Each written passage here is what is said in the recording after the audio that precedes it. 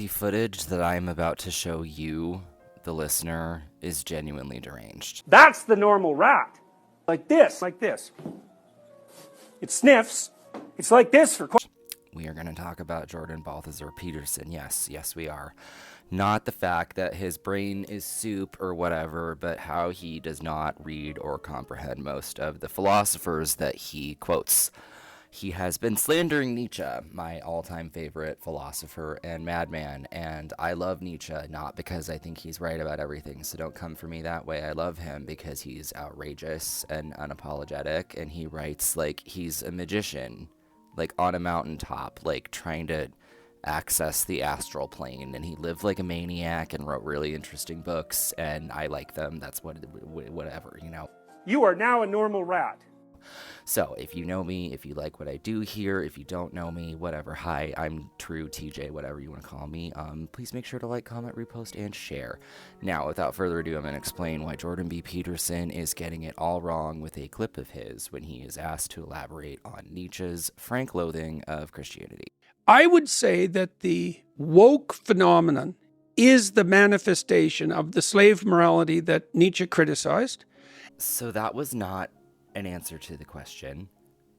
Just for posterity, letting you guys know I'm cutting out a bunch of rambling to keep the video on topic because Jordan Peterson cannot stay on topic. He's horrible at it. The degeneration of Christianity into the notion that good and harmless are the same thing, or good and empathic are the same thing, which is simply not true. Okay, so this was not what Nietzsche disliked about Christianity. What are we doing here, Jordy? It's not what he disliked about it. We've got these axiomatic presumptions, and we're going to put them into place, and we're going to socialize people so they now think and live. This is what he disliked about it. Like communists from day one.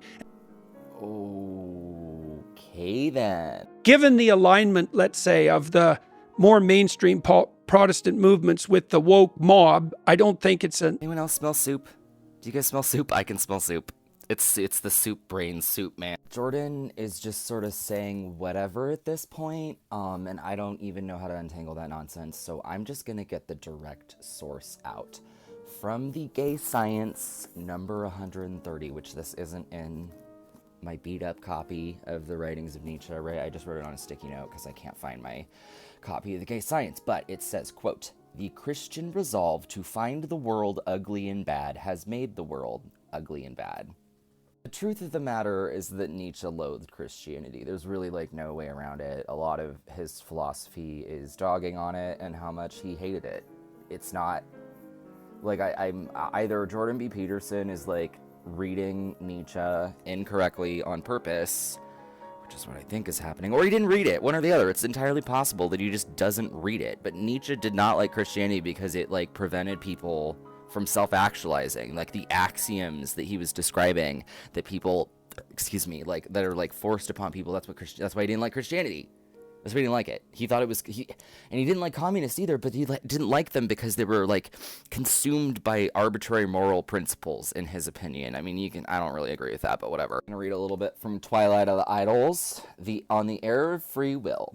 At present, we no longer have any mercy upon the concept free will. We know too well what it is, the most egregious theological trick that has ever existed for the purpose of making mankind dependent upon theologians.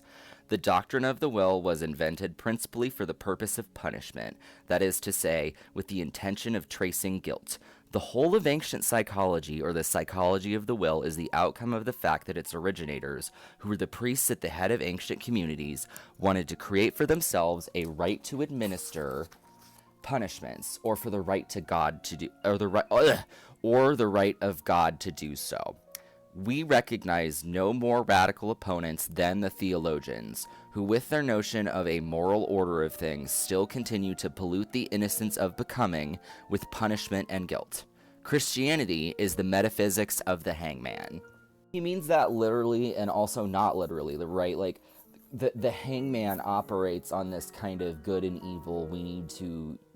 You need to have free will so that I can punish you to hang you, right? But also, it's like just a morbid way to live, right? I guess is sort of what he's trying to say. It's just not, they're so obsessed with what will happen to them after they die that they forget to live. That's sort of the core of Nietzsche's dislike of extreme moralism, right? And he argues that there's no divinity present in any of this at any point, and he kind of like summarily rejects the classical theist narrative, right, where like humans are given a choice to remain docile and ignorant, and instead they chose punishment, like of their own volition. I feel like anybody that's ever read Nietzsche knows that he like would have told Adam and Eve to eat the apple rather than kneel eternally, right? Like that's like the core of Nietzschean, is to say, oh, I'm doing it anyway, right? Subservience to a deity is like spiritual, mental, and physical impoverishment to Nietzsche. And so it's anyway, I will write oh my god.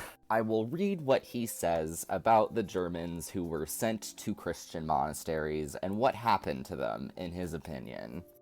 What did this improved German who had been lured to the monastery look like after the process? He looked like a caricature of man, like an abortion. He had become a sinner. He was caged up. He had been imprisoned behind a host of appalling notions.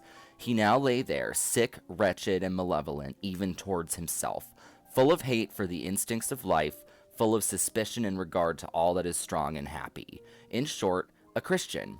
In physiological terms, in a fight with an animal, the only way of making it weak may be to make it sick. The church understood this. It ruined man and made him weak, but it laid claim to having improved him.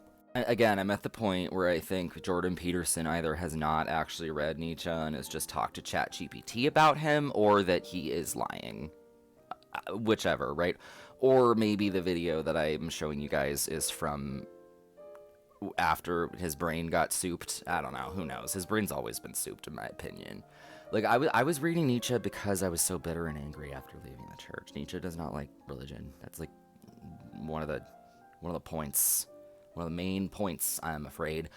So when I see somebody like pretending that he was fine with like Christian nationalist brain soup, classical theist nonsense, no. Like, honey, you've got a big storm coming.